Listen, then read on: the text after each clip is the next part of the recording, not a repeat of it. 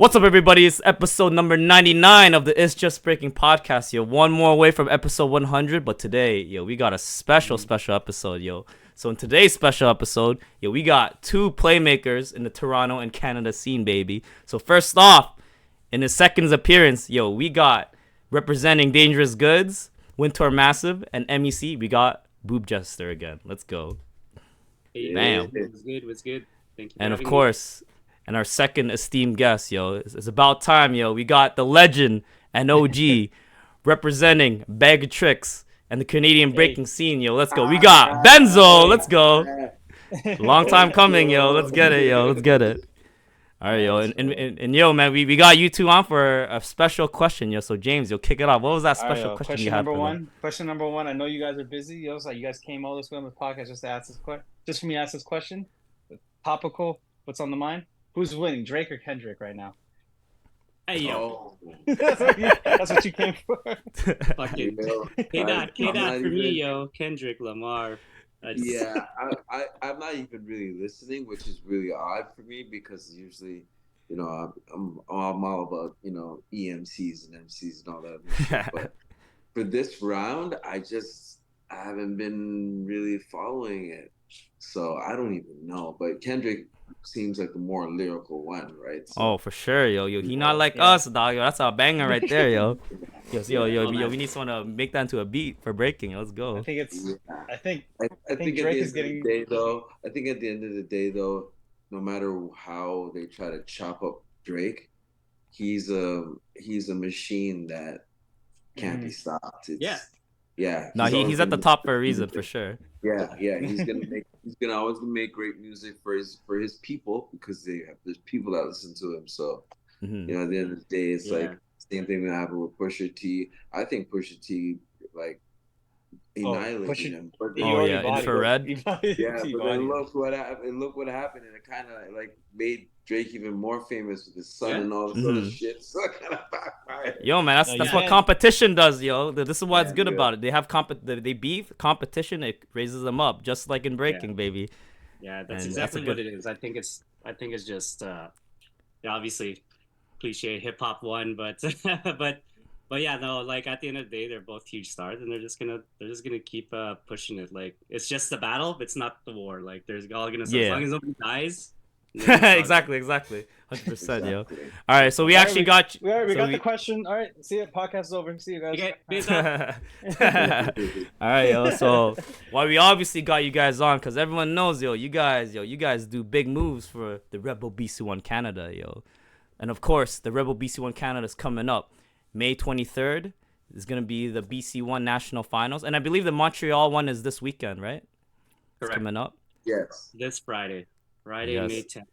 So we're all looking forward to that. The podcast, we always watch it live stream. We always go to the actual event whenever we can.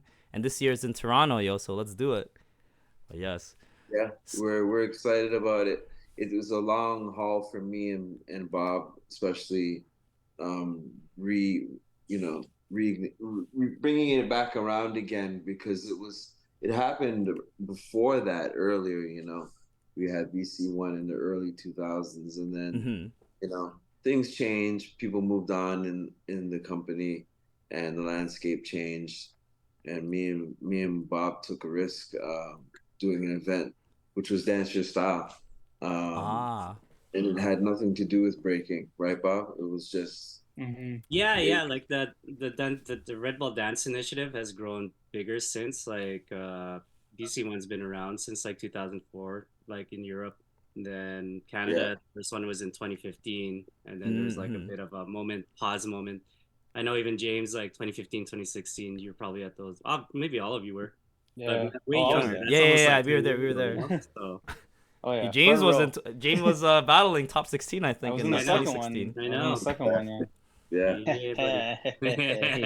That's sick. So let me ask you guys this. So how did you guys first come across this Redbull gig? Because I think that's what a lot of people are wondering. Like, damn, yo, how did you guys get that? It's like sick for Canada. I think Benzo can tell his story. I'll tell mine after.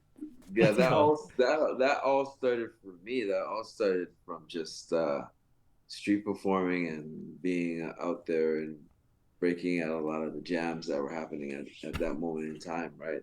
and it was the ending era of like kind of like the older crews in Canada. So DET was done. The older generation Supernaturals was done. Bag of Tricks was done. Like, Gizmo was probably the only one out of everybody that was really, kind of still breaking. But, Mariano went to house and hip hop, and Flex took a break. Like everybody just kind of just became, moms, dads. Life changed for people. And I started running with Jedi, right? Because Jedi Jedi. yeah, Jedi was like, he's the original Supernatural. So Jedi was like, yo, let's roll together and break. So we were going to like concerts. We were going to like Nas concerts and boot camp. Any hip hop concert that was going on at the government. Because I had a link there. We'd go there and break. We'd be the only ones breaking like at the back of the concert, and shit. And word got around that these guys were breaking, like, and at the club scenes. So then we linked up with Heist and Q Rock because DDT at that point that kind of was over. Migas left. Smooth went on to do his thing, and he does ism and all that stuff now. So everybody kind of breaking out doing their own thing, and we decided to. I kind of gravitated towards Heist because Heist was just always into like practicing, and he was always into hip hop and graffiti and shit. So, we brought Heist on board, and Heist brought Q, and from there we were street performing on Queen Street. The bomb shelter was like our spot to go and like kind of bring our floor, and we had a great relationship with the owner. His name was Zion, and we started just street performing, street hitting. And I kind of knew how to do that because I know Clown and all those guys.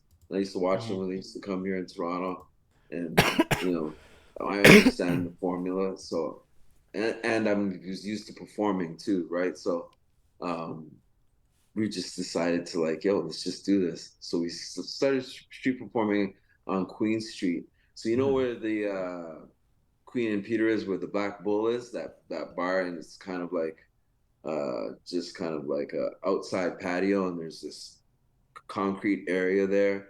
Is that like where Gap is, or like that? Yeah, across the street Gap, from Gap. at the corner? Exactly. That's where we used to drop the linoleum and street perform. So we would do that, and we'd make money because we also had routines. I was like, yo, guys, we can't do solos all day. We're gonna fucking die. We gotta come up. We gotta, Your routines matter, yo. content. Routine matters. Yeah, I'm not fucking trying to solo all day in this hot ass sun. You know what I mean? So we came up with content and slick ways to get the money. We had this thing called Fill Up the Bucket. His name was Philip, kind of corny. Oh yeah, I remember seeing that. Yeah, we did shit like that, and we used to tell people that we don't work at McDonald's or so on and so forth. This is our job. So one day, somebody from Red Bull, a couple of people were walking by from the marketing team, saw us outside doing that shit, and handed us a card, right? And so we took the opportunity, and we met up with this guy named JD. JD Wheeler, he was like the culture guy at Red Bull at that time. And our first gigs were college tours, because this is when the energy drink was first coming out. I don't know if you guys know that, but they had that disgusting shit in the bottle. You remember that shit? With the tie, tie writing, tie writing and shit. It was like, it was white and shit, tasted like medicine. And then Red Bull came out with their drink, and I don't know how the whole business deal went, but the drink that they came out with, that shit tastes like, at the time, like Sprite with like a caffeine kick. It was like, oh, this shit tastes great. And that's what they were moving with. And they started with the universities in Canada, basically. But we were doing this and we got to do like an Ontario tour with Red Bull with the energy drinks, going to university. So they give us the treatment and everything and all that, and that's where it started. It started from there. It started from us just like street hitting, being b-boys, and putting ourselves out there, and that's how the Red Bull connection started. Yeah, I think yeah, that that's was in sick. yeah, that's like in like 2003, 2004 probably. Yeah, because Oh shit. BC One wasn't even created yet, Yeah. Yeah. we'll get into that whole story. But Yeah, yeah, there's a but lot, man. BC That was One like wasn't 15 years even ago. yeah, BC One wasn't created yet. And we were just doing like other stuff with them. Um, Mm. they would hire us for like Red Bull soccer freestyle. They would hire us for Red Bull. What was the other one? That air race, Red Bull air race. Yeah, Yeah, yeah. Mhm. That was sick. That yeah, shit's that sick. was dope. We did that a couple times in in Windsor and in Detroit. Hmm. Um, yeah, that was dope. That's what we were doing at the time. There was no talks of Yeah. like Yeah, it's like of organic. yeah, no talks of like battles yet or anything like that. Hmm. And then that came about, but we Bob could tell you his story first of how he Let's Yeah, go. I mean, like, just very quickly, I probably said this in the last podcast. Like, I was invited to King of the Ring. Yeah, I remember Hmm. that. Mhm. So in 2005, there was a King of Ring before that, and I guess Benzo can talk a little bit about that stuff too. My interaction with Red Bull started with King of the Ring 2006. I was invited.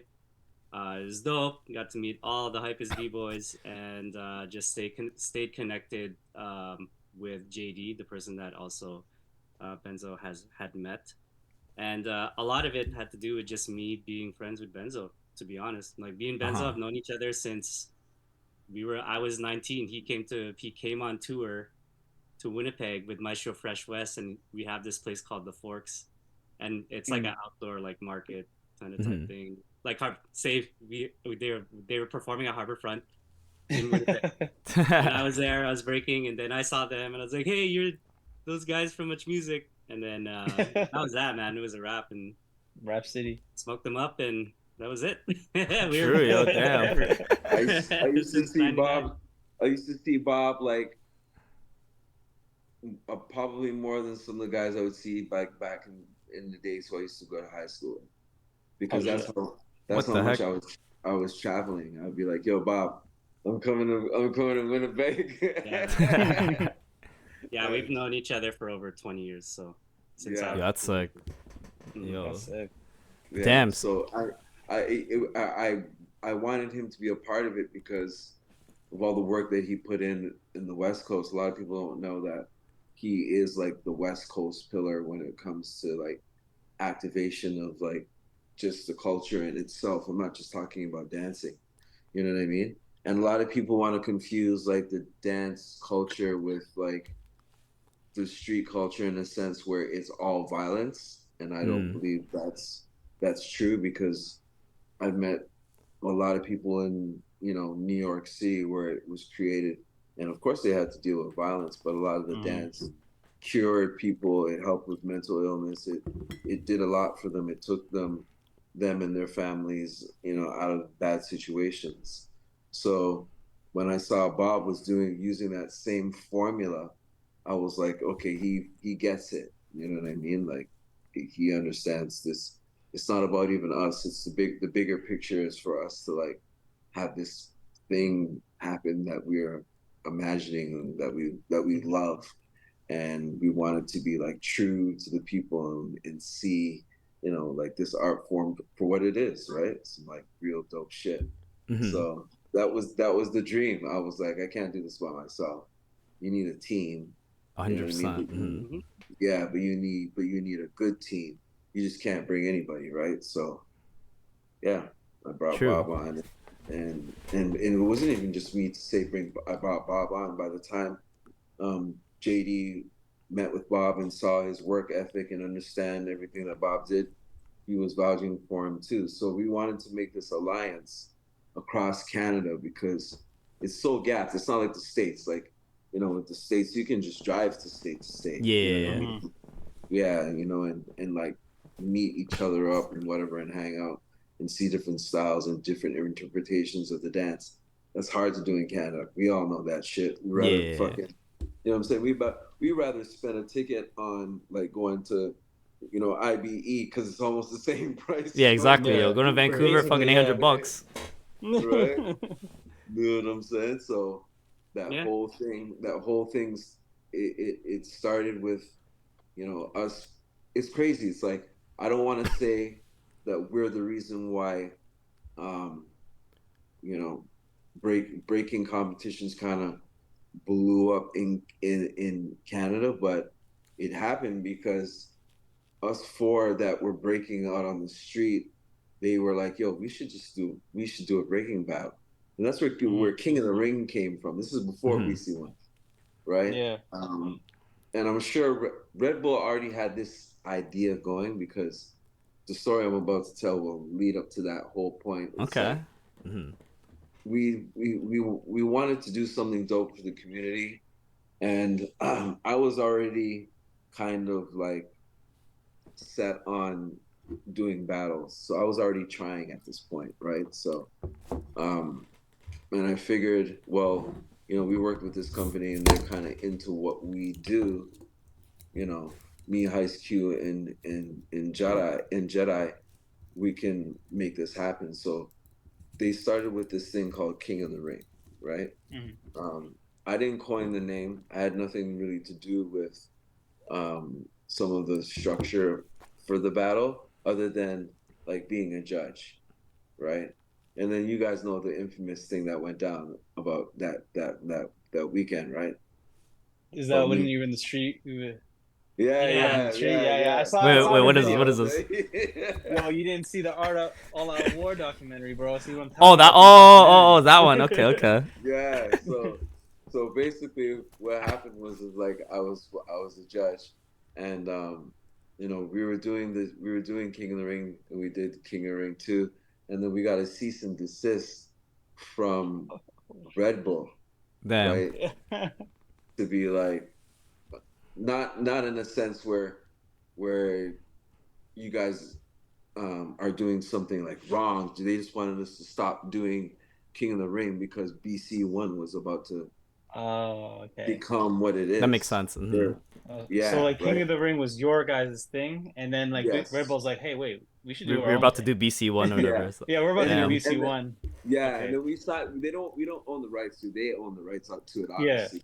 But they even put it in the PS two B-boy game, the stage Oh, King of yeah. the Ring.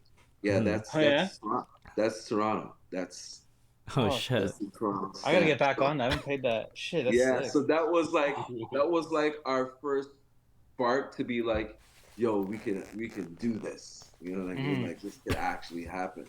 But what kind of fell apart with King of the Ring was, for the first year, and I'll just tell the little drama part because, you know, being a judge at this point in time, after, you know, I've already won, you know, a couple of competitions and did international and whatever, I kind of felt like it was my responsibility to be fair regardless of any, you know, personal feelings. Like this is my first time being like a real judge, you know what I'm saying? So I'm like, okay, you know what? I can't be biased.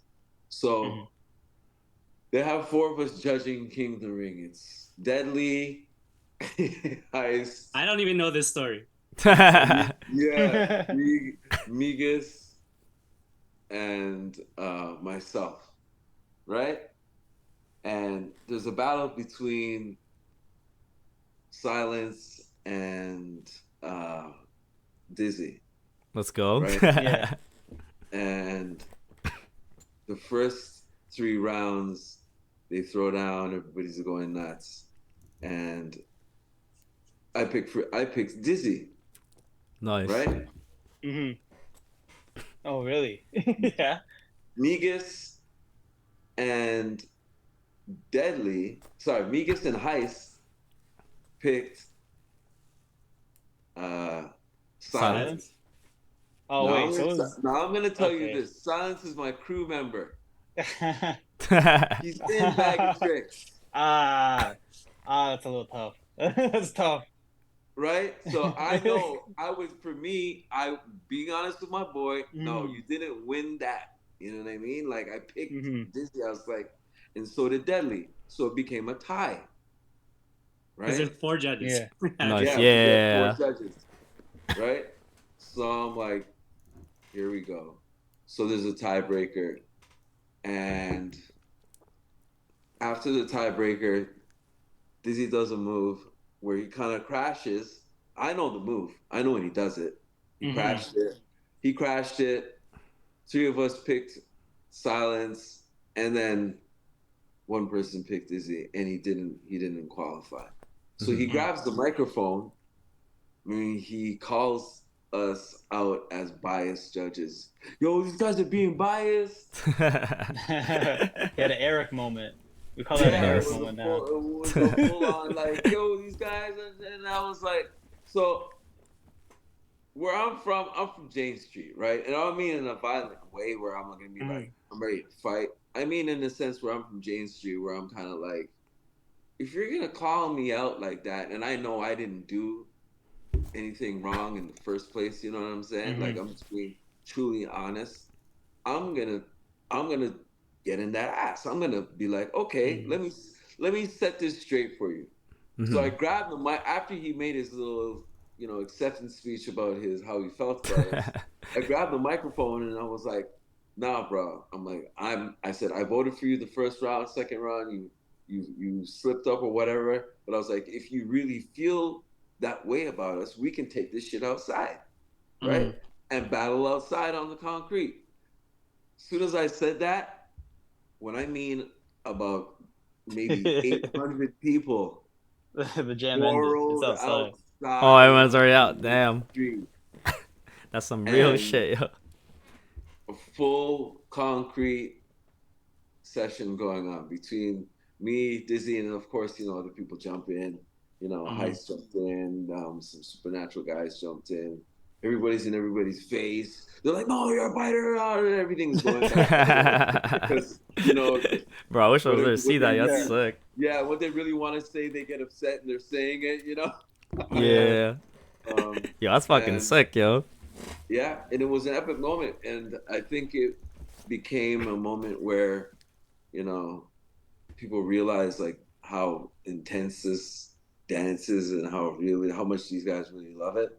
And that was the first time that actually really even happened in Toronto at a jam like that, where somebody's calling out the judges, like usually that doesn't happen, right? So it was dope. And then they had 2, and then they were like, nah, BC One. We'll let the boys talk here. I know they have a lot of questions. No, but that's fucking sick, bro. Yo, that's like the first call. Yo, that's fucking lit, bro. Yo, respect to you, bro. Damn, that's sick. Yo, can we have that in the next this coming Red Bull? Yo, can that happen in the next Red Bull? Man, I don't even know. Now we're at the point with Red Bull with BC One where we accomplished some goals where now it's in different provinces, right? So yeah, for sure. True. That was me. And well, you know what, Bob? You can tell them about like just the journey to getting that. Yeah. So I guess I guess from that gap, from like the from that jam, and up until 2015. So how were you guys able to finally get like the actual BC One brand to come to Canada? Because I think it started in 2004. And then Canada finally first got it in 2015. So how did that happen? I think, well, me and Benzo are always talking, chatting. I used to come to Toronto a lot at that time, visiting the MEC Cats. And I'm just like, we both worked with Red Bull or have some sort of connection. But it was just that took a moment to really convince them that this thing is happening around the world. And Canada is just not having it. Like, how come we don't have one here? We're like, it's in Africa, but not Canada. Yeah, it's in Africa. True. And in Brazil and shit. So I think like, well, I was still in Winnipeg, but Benzo was on the ground here, and he with a lot of work, he finally massaged it into kind of be like, hey, let's try and do a 2015 BC One. I think after King of the Ring, like, and that they just kind of went into other sports, and Benzo that really brought it back and brought your respects, man. That's so really convince Canada to do it. So 2015 was one of my favorite ones. Oh, dude, I was there, man. It was so sick. Like, at that moment, there was a lot of like amazing, sick dancers at their prime. and it was just really fun picking that roster. It was all invite, like there's no Yeah, that year was the crazy. I was same all people invite. invited people, and it was like a process. So Yo, it like was dope. I remember like Flail, Switch, Vicious, Onton, like all those guys. Yo, that was a stacked year. Yo, I love that year. Yeah, Yeah.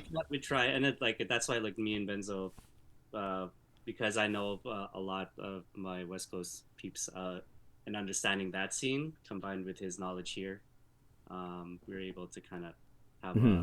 a decent assessment, and it's not perfect, but every year we're still learning. No, it's good. It's good. Yeah. In the new So scene. after that Benzo, year, you wanna add? oh yeah.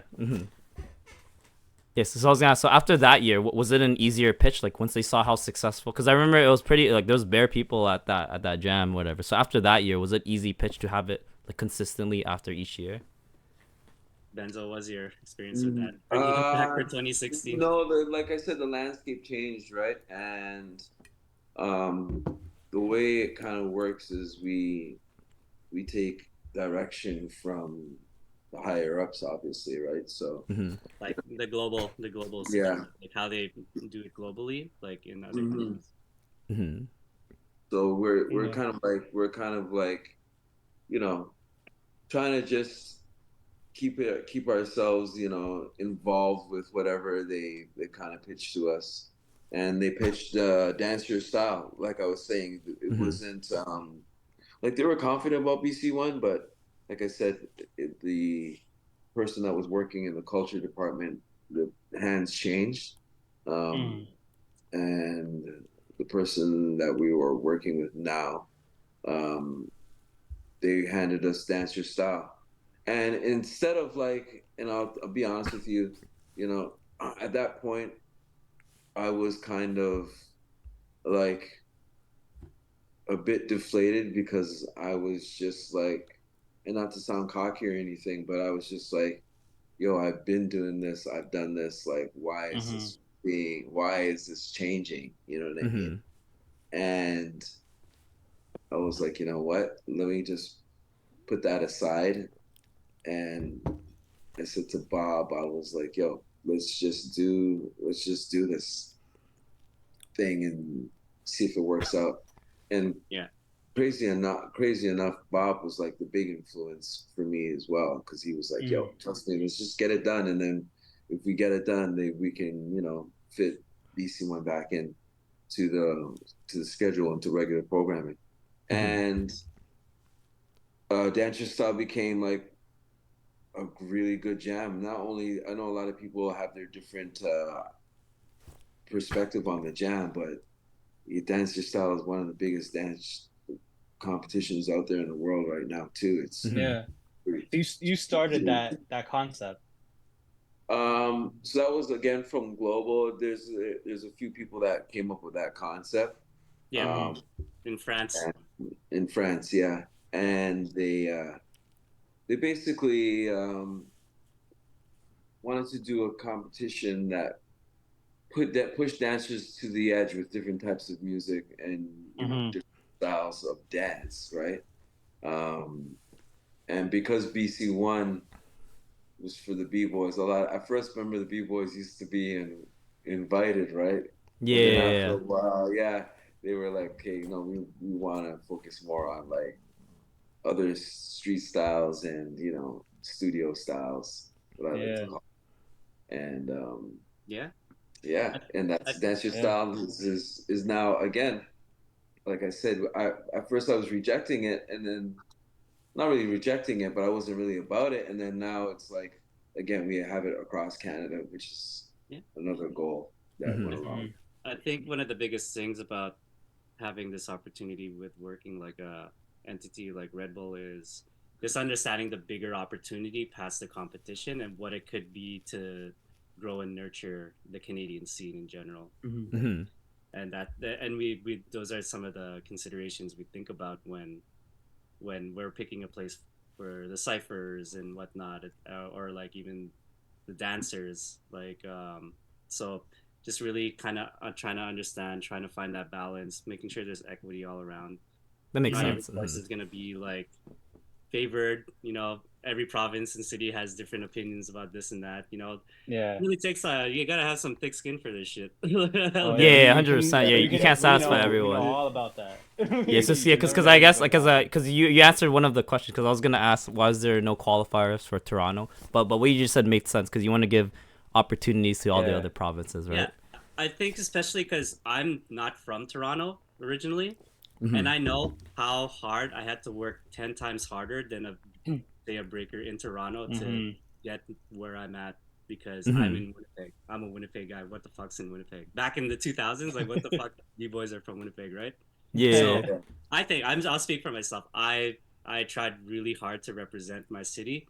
I know in these smaller provinces and all these little nooks there is talent, and just trying to provide that opportunity because a lot of things do happen in Toronto in the larger epicenters and stuff. So and I'm happy that like Benzo understands that because he's toured around Canada. He's seen the whole scene too as well, and just really just understanding that for myself, like just it really helps bring that perspective. So I try and advocate as much as I can across the board. But I do know, like, Toronto scene is fucking ill. Like everybody. You can easily pick 16 people here and call it a day. But that's not. That's not the. Yeah, that wouldn't be fair. But yeah, like Toronto's high level as fuck. Yeah, for sure. True. So let me ask. And that's the whole point for us to open that door, so that the rest of rest of Canada can see that high level, and it's already happening. Look at Vancouver, look at Phil Wizard, you know what I mean? Yeah. Yeah. 2015, nobody knew who Phil Wizard was. And he made a finals, and then we're just like, but he's one of the sickest in Toronto, this 16-year-old kid. Let's bring him to BC One. Yeah, first time anyone ever seen him went to finals, yo. Like, who the fuck is this guy, yo? And now, look at him now. So that's why I'm saying, like, you'll never know what's gonna happen in these situations, but like, we can just open a door in many different places. But it's really up to the scene, like the competition generation, how they're gonna walk through it and navigate themselves through this situation. How they're gonna, what are they learning when they lose? What are they learning when they win? Like, all to learn. All we can do is just like, hey, we did it for you. Now, what are you gonna do with it? Nah, respect, yo. That's sick. It's like for our generation, yo. Like this is like we all really appreciate it. Like just bringing this in. This is like one of the Redbull BC One we all watched on YouTube because all of us from the YouTube generation. You guys brought this shit over to Canada. Makes us fucking mad motivated, yo. Yeah, me too, man. Let's go. Like us bringing it in. I'm like, man, I wish we were like 20 years old again. That's just because it's the opportunity is beyond belief, right? And that's the whole thing behind like our mission is, we have this belief that we can take this to bigger heights. You know what I mean? To the point where, we should be able to be self-sustained at some certain situation where, we can make money off of this. What I mean? And that's a part of like sustaining the culture. You can't do it without any funds or any capital. So it's growing, and there's bigger goals for us to still tackle because it's just beginning, and anything can happen, but the whole idea is just to let everybody know, like, anybody can do this. You just gotta stay on the grind. And that's why like giving props to you guys. Like, it's just breaking. Oh, thank you. All the jams you throw, kids, like. Yeah, you guys inspire us, yo. Yeah, that's why. Like, it's just like I can't front on anybody trying to do something because it's something. Yeah, be the doers, you'll always man. get a criticism and you'll get your props. But 100%. Be consistent. You're doing it. So anybody, shout outs to like everybody that's doing something, breaking Canada, all the dance sport stuff happening, all of the scenes all across Canada, because that's why I think those shoes are ugly though. The Olympic shoes. They're really ugly. Bro, they're gonna charge $300 for that, yo. I don't like the Oldsmobile strip going down the side. I was like, what is that? Why does it have? It doesn't have to look like that. But Benzo, which shoes would you buy? The Dash shoes or the Dizzy shoes? Huh? My question Yeah, would is you shit. rather buy the Olympic shoes or the My Disney question, shoes? bro. No, I can't wear the Disney shoes either. No, Come on, dog. no, Come on, no. dog. Those Pretend we are don't like know they its look history. like they remind me of like I was even telling him on the weekend I saw him at Lords of the Floor. I'm like those shoes look like it reminds me of Avatar shoes. That's what I kept saying to him. Oh shit! Ah, okay, Oh okay. shit! Yeah, the arrow. Yeah, Because yeah, I'm yeah. a big Avatar Angs. fan, so that's why it's like True, yo. It's not yo. I'm It's like not yo, you An should one. It's call them Ang that. one, bro. Yeah, I'm like call them the Ang ones. Hang ones. No, but Damn. no, that was it was actually, by the way, to bring that up, Lords of the Floor was dope because I got to hang out with him, Migas, came out, like, Let's you go. know, it was dope, man. This one's better. Fear One. Yo, Yeah, man, you got all that yeah, nice hot merch, yo. damn. The nice merch. Yo. I got I want I it. got an extra shirt. Maybe I'll give it away at my jam. Oh shit! Oh, See let's what go, let's happens. go. Damn. Right? Yo, Eric, Yeah, don't take that shirt. that Don't was take that crazy. shirt. Eric. Extra large. No, Eric, no. Dude, I don't wear extra large. I'm tiny. Yo, set nice me. True. Alright, Right. is that all for the Red Bull? Wait, question? I guess got a lot. I'll conclude I the don't Red know. Bull stuff with, or this part with this. Like, so what are your thoughts on Red Bull now? Like after pandemic and now, I mean, because every year it's been consistently growing and it's been consistently happening. So what are your thoughts on the BC One nowadays, like now and stuff? Okay. I have one more for that Red Bull, by the way. Okay, Benzo, I'll let you answer that one. Right now I'm content.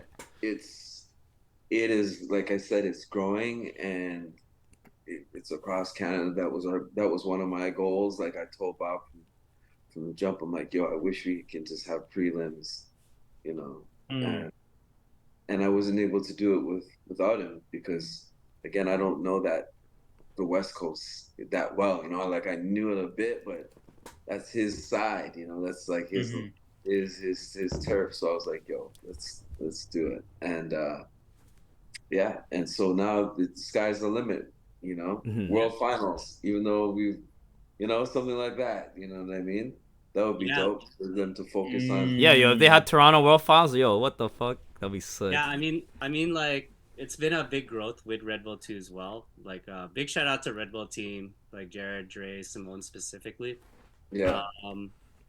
Yeah, like growing with them, they've learned so much about the breaking world, the breaking scene. I still remember when Jared and Phil just met at the first time. Now they're like best friends. Ah, So okay, it's really cool Right? to kind of It's like see the crazy. evolution, see the growth in Canada from just like one jam. There's like, okay, we should do Cypher in the West Coast, and then the East Coast. So then now, like this year, we're doing Calgary. So just see that evolution, the growth. BC One is here to stay. I think Red Bull Canada is fully invested in it, and I'm so happy for that.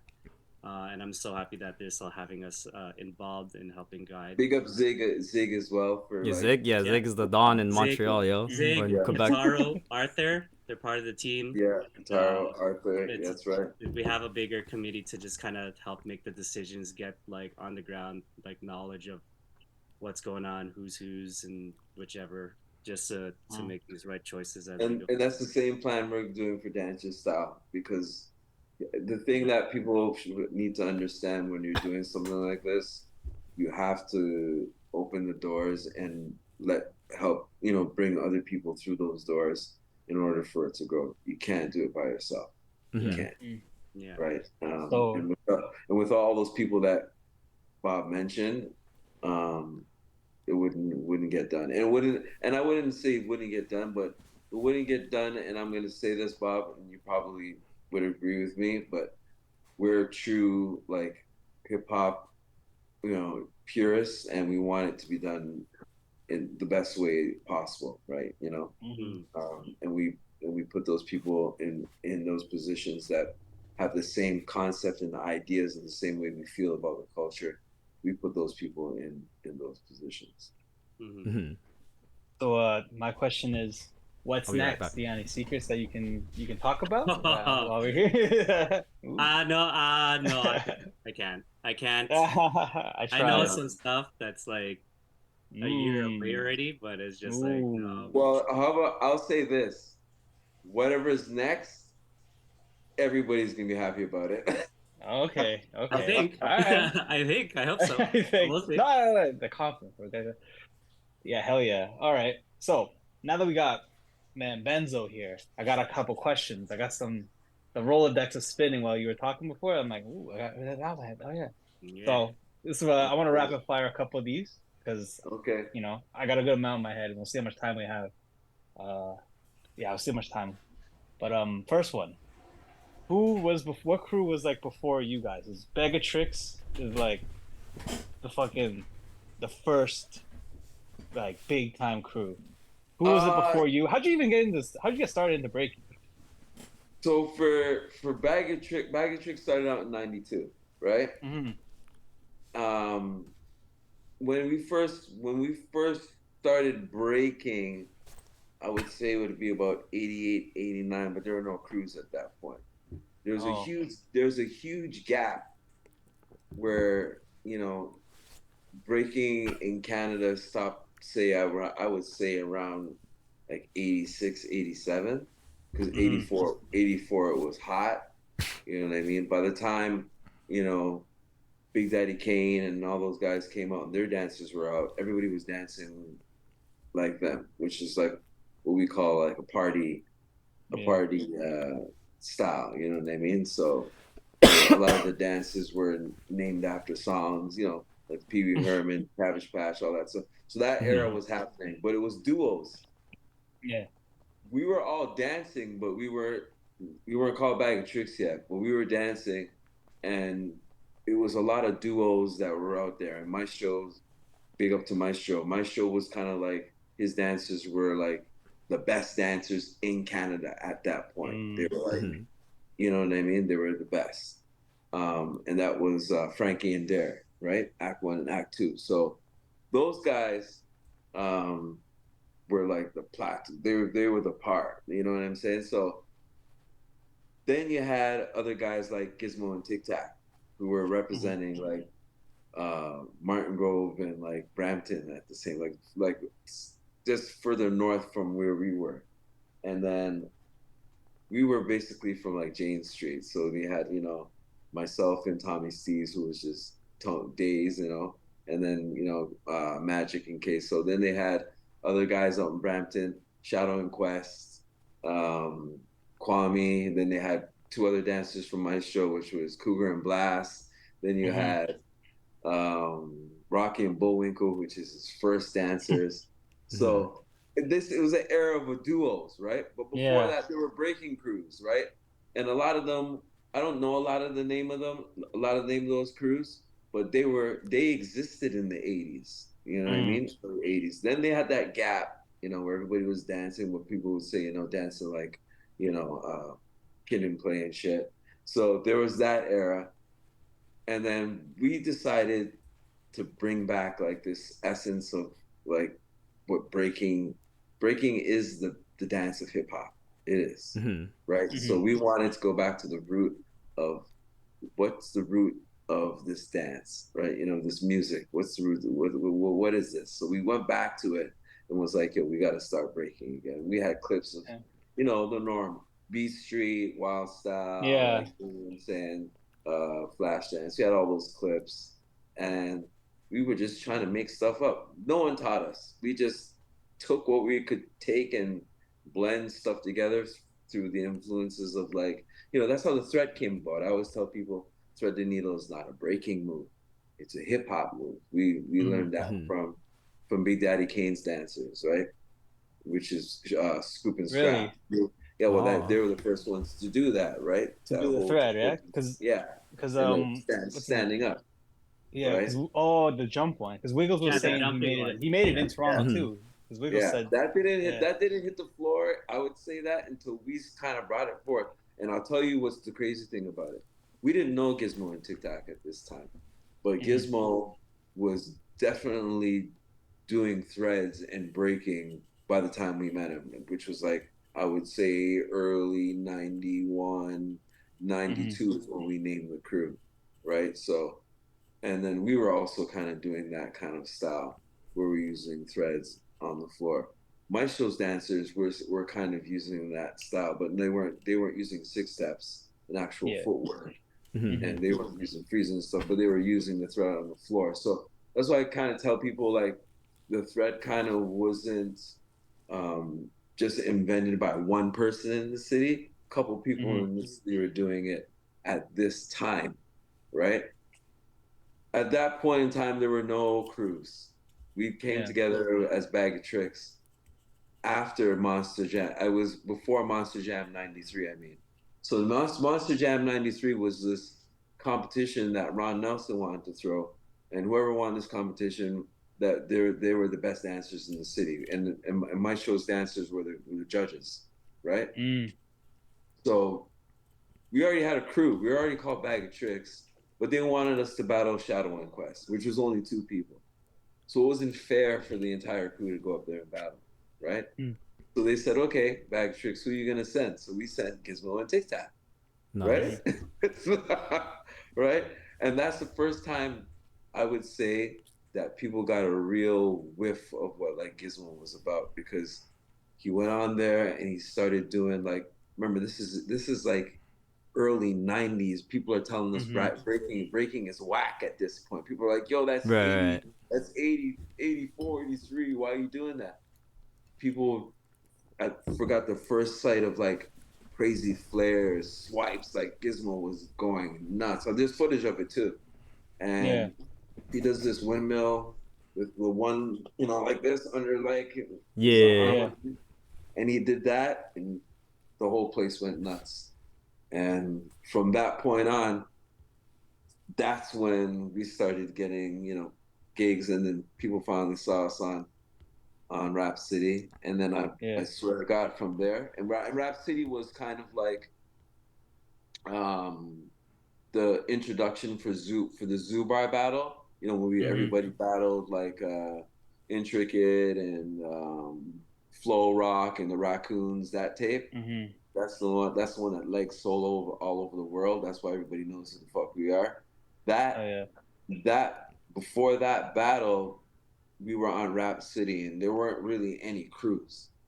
Once that Rap City shit hit TV, and I'm in like grade 9. That's fucking crazy. Yeah, I'm in like grade 9, so I'm going to school, and people are like, "Yo, Tom, I saw you on TV." Dude, damn, bro. Yeah, and that's where it started. It sparked from. So '92, we got named Bag of Tricks by a guy that named us. He's an MC. His name's Adversary. He named us Bag of Tricks. And yeah, and it was an original 6. And yeah, Gizmo and Tic Tac. We didn't know them. We actually ended up battling them, and that's how we got together. Yeah, sick. Yeah, so that's how the breaking, for me, that's how the breaking scene got regenerated. I wouldn't want to say we're the first ones in Canada, because that's not true. There's crews before us, right? But to bring it back and regenerate it into the community, it was definitely us. Yeah. Because I know for me, like the timeline, I know there's like Canadian Floor Masters, and then there's a gap in between. So like I don't know. Yeah. Yes. But and speaking, you have the Zodiac, you have Zodiac, and you have Flip. What was the other one? Flip something. I can't remember. Sorry, guys, if they see this, they'll be pissed off. But these guys used to break, and they were breaking crews. You know what I mean? But a lot of people have to remember when dance came out, and if you watch the videos of like what dance was represented as at that point in time, it was a lot of duos. You dance together. You had the MC on the stage, your 2 dancers, and then the DJ. That was the formula, right? That was after breaking was kind of like just like pushed to the side. Like everybody's like, I'm not breaking anymore. I'm done. Like it turned into, oh, I could dance for rappers and get paid, and that's where the dance kind of led to. You know what I mean? And we were intrigued by that, because that boosted, that kind of made us feel like, I'll be honest with you, even though it wasn't breaking, that made me feel like, yo, I could dance and get paid. I don't have to, like, really, that works. And that's how I ended up doing those tours with like Chaos and Maestro, and again meeting Bob and hanging out with Bob. That's all from that formula of hip hop. So Toronto has like this this mixed formula of like dance. That's the way people say it looks that certain way is because it's just not all. It can't be raw New York City breaking. We're not from New York. You know what I'm Mm-hmm. saying? Mm-hmm. It's Yeah. our influences are from so many things. You know, not just what we saw in New York City, but our surroundings. So we got introduced to house music, reggae music. Not that we use any of those moves, but the the sound and the music and the way we interpret dance is obviously going to be different, right? Mm-hmm. Yeah. So speaking, I was gonna ask about the how you got hooked up with Maestro, but I guess it kind of hit that. So the other question I had was there's two battles I want to talk to you about. Obviously, one is gonna be UK champs. How was Yeah. that experience? That whole Oh, and experience, they and won that. also Yeah. yeah, and okay, well, answer this one first though. This one's kind of funny. Flex told me this one a while back. So you were in Korea. You guys were in Korea. You did like the I can't remember what the name of it was, but it was that one Oh, big the event. World Cup Champion Yeah, Festival, yeah, whatever it was. Yeah, yeah, yeah. yeah. And so Flex was telling me that I need you to confirm this. So Flex was telling me that it was a TV like broadcast following you guys around, and they asked you to dance, and you weren't having it. Oh yeah, yeah. Because Oh shit. yeah, I was so they kind of they were trying to pimp us basically, and Yeah. they didn't Ah. tell us. They didn't tell us what was going on, and I kind of felt like they wanted to emulate this. Well, you guys are from Toronto, but you're in Korea, so how can we make it look like you're from the projects kind of thing? You know Oh what I They my mean? look bummy. Oh And Oh my god. shit. yeah, and they brought us to like this bridge where there's dark area that you have to walk out of and dance on this dusty ass floor that had like sticks and twigs and stuff on it. Mind you, I'm fully dressed like in new gear. Like I'm trying to Mm, you know what I mean? I'm trying to go out and yeah. have some food, see Korea, like, and they're like, yeah, dance on this dirty floor, and I was like, yo, man. I'm not Like doing nah, that. B. Nah. I'm not doing this. I said, you guys can do this, run up and down this bridge like monkeys. I'm not doing that. Yeah, And that's what Flex said. yeah, yeah. And I was like, nope, take me to a restaurant. I need to have a drink. I need to eat. Mm, Like I wanted to see Korea. I did not want to do that. And yeah, then yeah. yeah, I was pissed off at Mariano because I was like, yo, we're supposed to get paid for stuff like that, bro. Like, what do you Yeah, do? 100%. Yeah, yeah. They're supposed to pay you for like jobs like that. That wasn't Yeah. involved in any of our stuff because they give you an itinerary, right?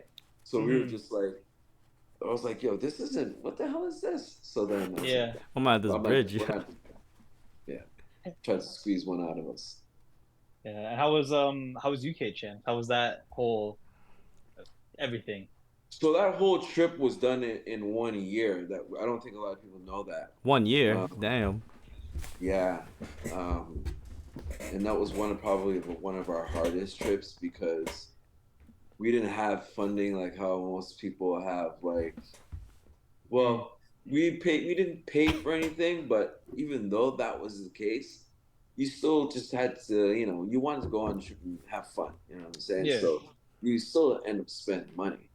Um, and I was working at the time and whatever, and I got the time off to go to all of these trips, but it was all done in 1 year, man. It was crazy, and it was all because I believe, and if I'm correct, Mariano got in touch with Thomas. It all started with Battle of the Year, Hmm. and they they heard that we had a good showcase. That's what it was. They weren't interested in us battling and our battles, Mm. skills. And this is crazy, eh? This is nuts.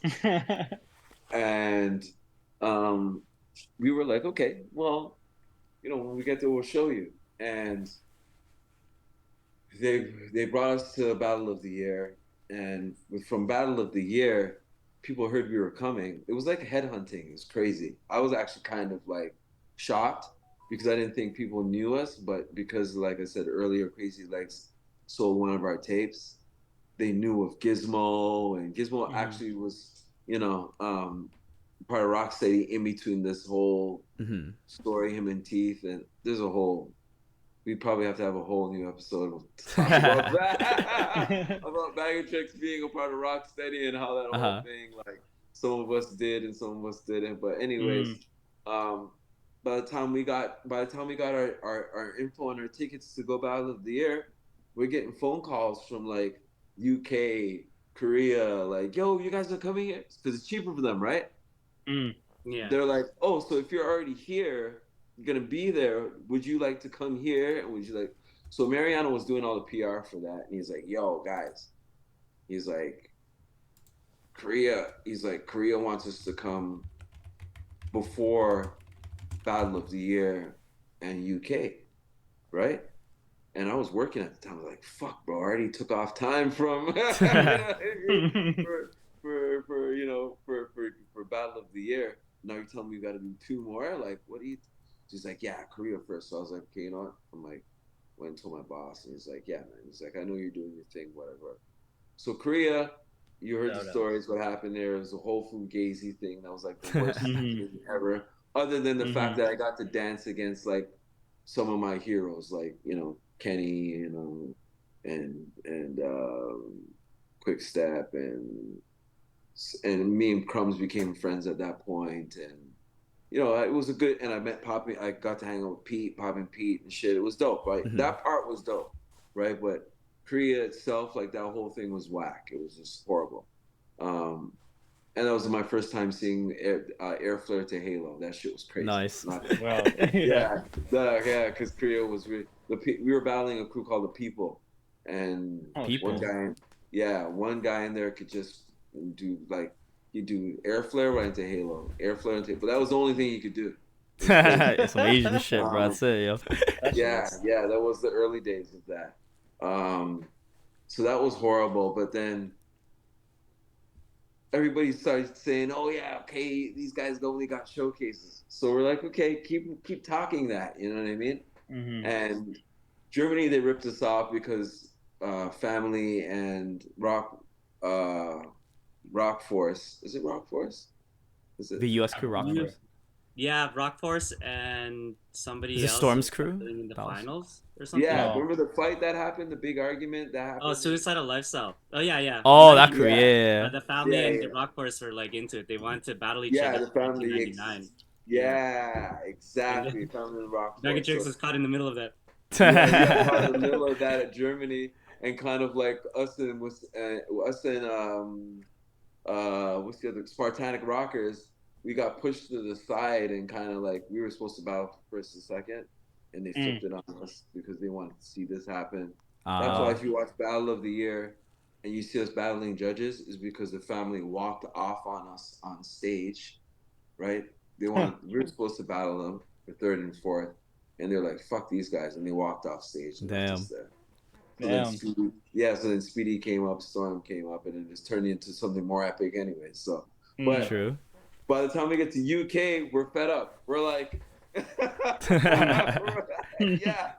we're in like savage mode. We're like, you know what? We're tired of this circuit and everybody kind of underestimating us, and that's why we blew the doors off of UK and we won.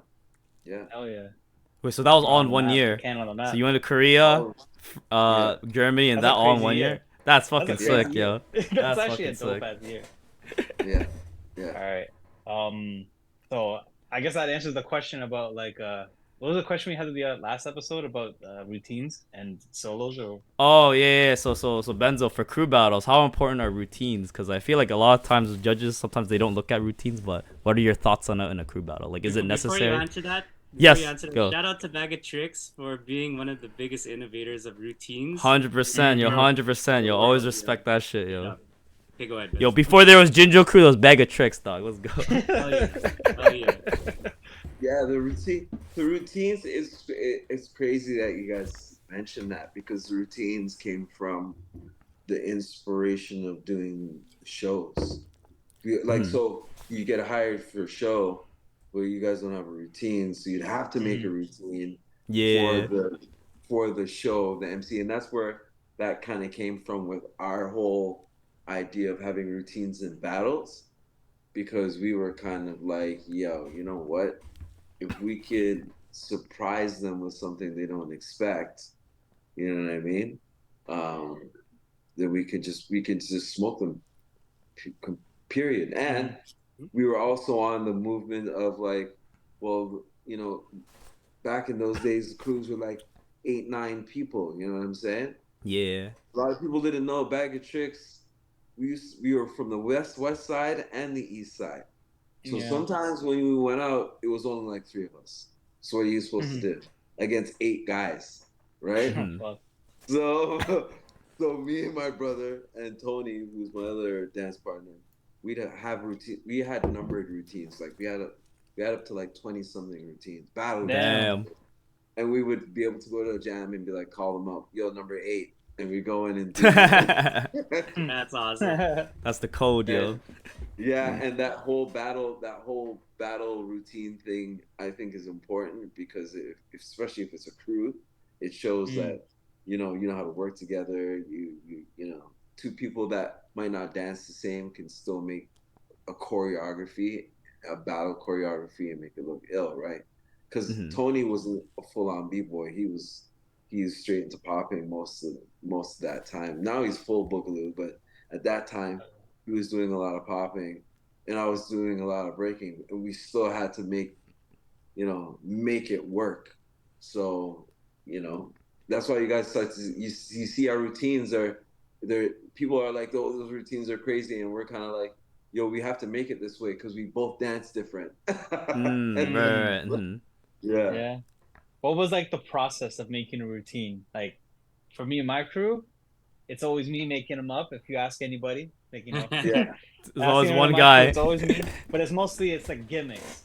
That's what, if it's a gimmick, it's Spider-Man or some shit, or like some Yeah, most of our routines, what we used to do is, and it's crazy. I used to be, especially like if I do routines with Teeth or Gizmo, because me and Gizmo had a few routines.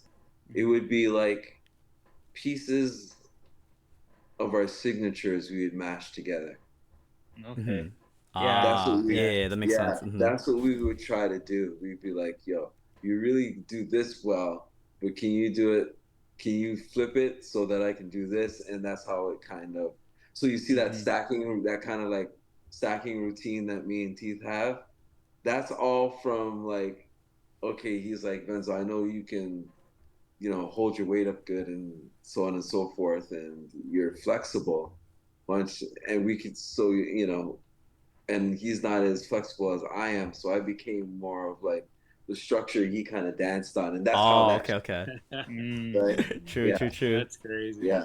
And then with Tony, it's almost the same thing, except we're gonna start from standing, so I'll use a bit of top rock and my flexibility to break it down onto the ground, and then he'll use a bit of animation and, you know, boogaloo, like a roll on the ground of some sort that he will go through a thread. That's how we have all these.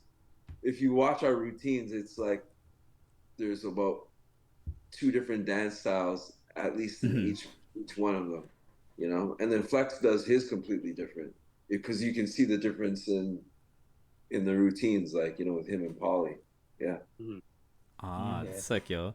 It's inspiration, man. Yo, I love doing routines. I feel like that's how you bond really well with your crews. Yo, the process of making it, you bond with each other and shit. That's how you know it's a real crew. I think that's partly why we did Winter Wars.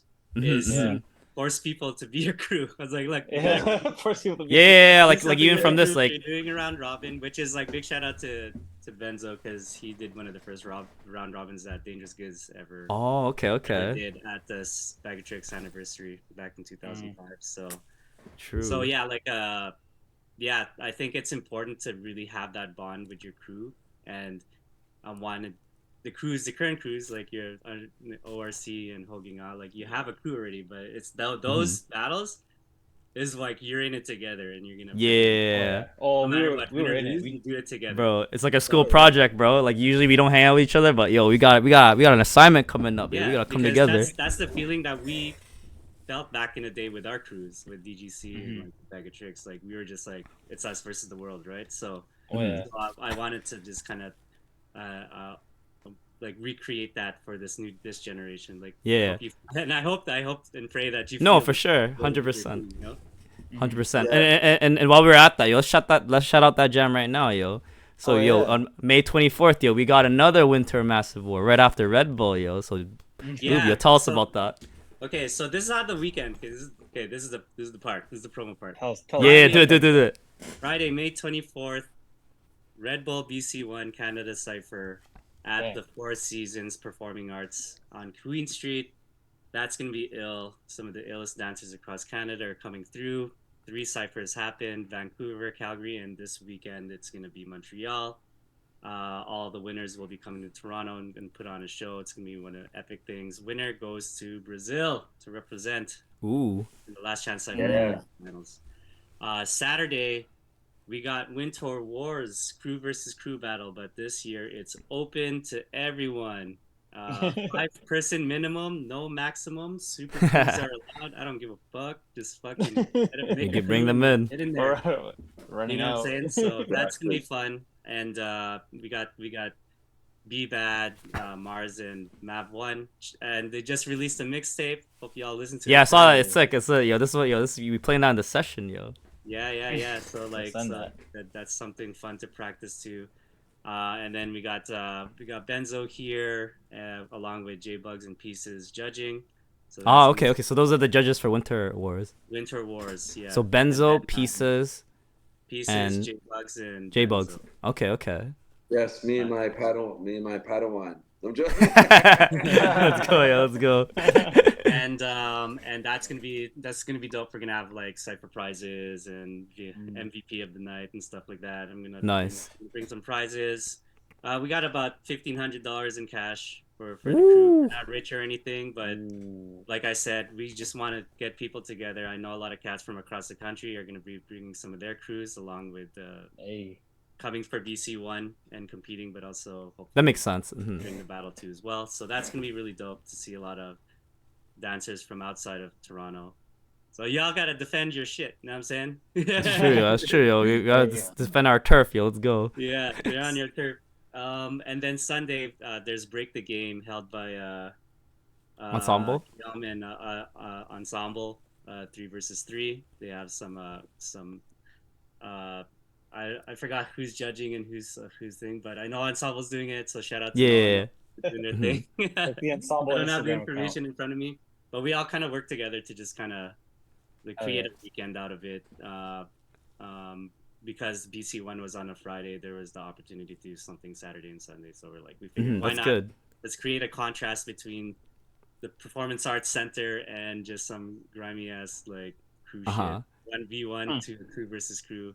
Build some contrast across the board. No, that's good. Oh, so explain how we can watch the BC One Canada National, because it's a bit different this year, right? You can't just show up and go. Like, what do you have to do to watch it? Yeah, so this year we are selling tickets at $40. You can get some purchase tickets online on their website. We can probably link it to you later. Flash it on the side here or something. Yeah, we're gonna promote it, so it's good. Yeah. So, but yeah, so it's gonna be assigned seating. It's a theater space. Okay. So it's very different. Professional. I appreciate Red Bull's like confidence in it, and I believe that we can make it like super ill. We're gonna have some dancers on stage too as well.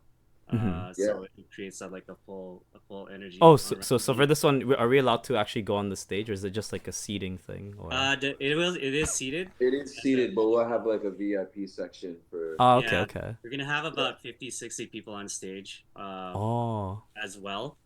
So it's something different that we're trying to do, and I think we can pull it off. I think it's gonna be sick. Okay. New spaces, new things. Yeah, like Four Seasons, bro. That's legit. Big, you know what I'm saying? Like, for us, we're happy with just like a cipher and just be like thing. But I know, yeah. Push the envelope a little every year, so that shows like how big they're investing into the BC One. And you know, like me and Benzo advocate and give our best advice to make the balanced situation that so everybody feels comfortable and happy in production, right? So yeah, it's gonna be sick. I think it's gonna be really ill this year. True, that's sick, yo. Oh, are you allowed to say the judges or not for Red Bull? We have to wait till after Montreal. Okay, yeah, no, that makes sense. That makes sense. Once Montreal is done, then we can start talking about what's happening next. Okay, but okay, that's good. That's good. I do want to say that also with Red Bull, they've been very super supportive with our grassroots and our community. Me and Bob have pushed our dance initiative to the point where we want to be able to help everybody out that is doing something. I'm sure you guys know about our dance initiative and how we try to support everybody, and we're going to try to continue that. And that's one of my main things that I want to also just keep going, because it's not all just about us supporting or being a part of Redbull BC One just because of the name for it or of it. You also want to just be able to give support and tools for everybody else that we see potential of doing exactly what we're trying to do. Yeah, definitely working with Red Bull. Like we've integrated that in our conversations to be like, it's just as important to give back to the community that you have this big grand BC One, but there's so many other like amazing like events and organizers that need support on the grassroots level. So we told them it's just as important to give back when we can to this culture whenever we can. That's sick. That's good. They've done a great job. Like, hats off to them and Jared. It's just and it's just amazing that it's happening. Because I'm pretty sure everyone in Ontario has some Red Bull gear. Like 100%. A lot of my kids have it now too. Like, even just that, we're just so happy to be in a position that we're respected in what we do, and we can advocate for the communities that we represent. Respect, yo. All right, yo. So before we end, I have like a few quick fan questions. You guys can answer it as quickly as possible, or whatever. It doesn't matter. So my first fan question is, who are your favorites to win BC One this year, from what you know of the roster? The finals. So Benzo, who do you think is gonna? Who are your favorites? Like top 2, top 3. Who do you think are gonna win? Oh man, this is always a hard one. I don't know, bro. After I've watched so many of them, you just don't know what's gonna happen anymore. So I've kind of given up on who's gonna win. I just know some battles are gonna be nuts, right? Like, but who's gonna take it all? You never know, man. It's crazy. I don't know. Okay. It's everybody has it. The thing about competition, it's like you can have a good day and you can have a bad day. Yeah, that it is. Like, that's true. That's true. There's been a battle at BC One, and I'm just like, you can kind of maybe assume that somebody might win, and then it just goes in a whole another direction, right? So, like, I'll be honest with you, that last one, I knew Hong Ten was gonna come prepared, but I was not expecting that. Like, oh yeah, Hong is a legend. Oh, I'm sorry, I meant Canada. But yeah, nobody expected fucking Hong Ten to fucking have another run. They can't tell us. I just really felt Phil had a great shot. I was like, you know what, Phil's gonna win this year. That's what I kind of felt, right? Yeah. And it was so crazy. Hong Ten just became perfect. Fucking Hong Ten, bro. Couldn't give up that crown, yo. We went back. Yo, we went about Red Bull Canada, yo. For Canada, I just, again, like Bob said, you've seen some good days and you've seen some bad days with people that 100%. I think you're asking the wrong people. That's true. It's really hard to You're gonna ask the organizer, who do you think is gonna win? Yeah, that is kind of sus, I guess, but yeah, that makes sense. But every it's true. year I'll say that every year, like, say no, they're legit. We have everybody that shine, the elites and things like that, and we also always have that kind of like underdogs that are coming in that are brand. There's always a dark horse. Oh yeah. So it's like, it's really cool. We get the fan fun requests, like mixing it up and just really finding those cool opportunities And, True. Yo, fan request. Yo, I know that Kemar and Curtis are battling this. Yo, somewhere in that bracket, yo, they gotta battle at least each other once, yo. that's Somewhere, yo, Eric Kemar and request, Curtis, yo, I gotta see that somewhere in the bracket. Yeah. Yeah. Yo, that's like the Yeah. power. Yeah. Yo, we gotta see that at least one time, bro. Yo, that's They're gonna. not Yo. answering the questions, bro. We give up on that. No. They don't have the answer, but I just want to say, I just want to put that out there, yo. I just want to see that, yo. I just want to see that. Yo, I Ills wanna and see Mass, that, they though. gotta battle I each wanna other one more time I too, wanna yo. Yeah, I definitely want to see everybody battle everybody. I think it's all, no matter what the bracket falls on, I think it's going to be really fun to watch. So, True. Yeah. 100%, I'll say that. yo. All right, Yeah, yo, James. yeah. So, From what I- from what we've experienced doing this so many times, it's like, we're picking the elite from all across Canada, so it's never a dull moment, and there's Yeah. always a surprise. There's always a surprise where you think something's gonna go that way, and it just. Mhm. I think our win is we get to send a Canadian to the World Finals. Yeah, to the last At chance. the end of the let's day, go. because we've been fighting for this for these opportunities for so long, and Well, I took it personal. Canada's at one getting point. that momentum, right? So like, Yeah, Mhm. that's what we're thinking about at the end of the day. Okay. because At least someone's going. you know what the hard pill is to swallow. The hard pill to swallow was we have so many people repping out there for us, but we don't have this event that's worldwide happening in Canada, and we're like we're up the street from New York City where it started from.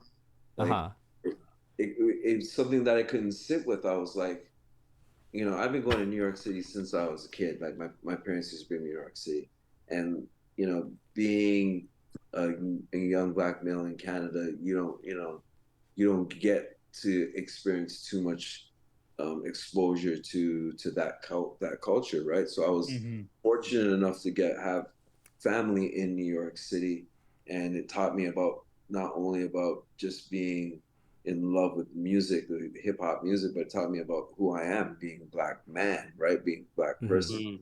And I was so intrigued by that, and I was like, yo, so Toronto, once Toronto picked it up and it started to, blow up in Canada, I was like, this is a no-brainer, right? Like, come on, it's Toronto, right? This should be easy. And at first nobody wanted to do it. And dance art form, dance as the art form that it is has always been like, and I always tell people this, it's like probably the least most appreciated art form out there, because everybody thinks they can dance, right? Everybody thinks that, oh, it's dancing is easy, I can just move my body like this, right? That's what they think it is, right? Even painters get paid more than dancers. Even when they die, they get paid more than we do. Yeah. So, and you can't bring a b-boy home. That's what all the entrepreneurs and businessmen that I always talk to about, trying to make something happen for breaking. And they're like, well, what are you gonna do? Bring a b-boy home? And it's like, so their whole idea of how to market dance was never something on their mind, right? And then lo and behold, other cultures took it and blew it up, because I definitely have to shout out UK and Battle of the Year, because if it wasn't for them, we wouldn't have had those opportunities, right?